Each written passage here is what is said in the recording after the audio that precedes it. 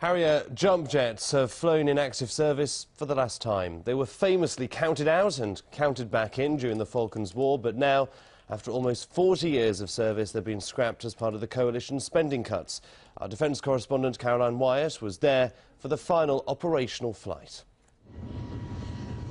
The last walk out onto the tarmac. 16 pilots and 16 jets preparing for their final flight. It was only in October they learnt the job they'd spent years training for would disappear today. This is the very last time that British Harrier jump jets will take off from British soil. A chance for the pilots, families and friends to say an emotional farewell to a plane that's become a very British icon. Flying in formation over a wintry landscape, most of the elite pilots will now be redeployed to other jobs, although the naval pilots aren't yet sure what their future holds. With the Harriers' early retirement, the Navy no longer has jets to fly from its carriers. It won't for another 10 years.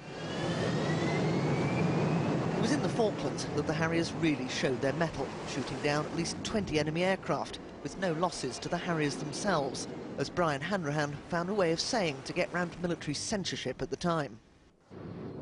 I'm not allowed to say how many planes joined the raid, but I counted them all out, and I counted them all back. The man who commanded the Falklands Task Force is calling on the government to reverse the decision made in its defence review.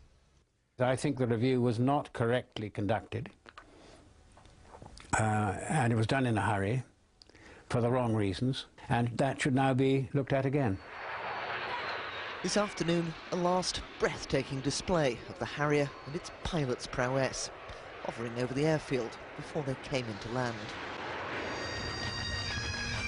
Then a final walk of honour, deliberately without a backwards glance, to a hero's welcome from their families.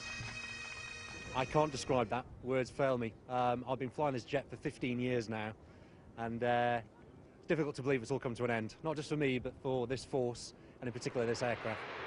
So, for one of the finest fighter jets ever built, today was the end of an era, as the Harrier and the men who fly her gave their final bow. Caroline Wyatt, BBC News at RAF Cottesmore.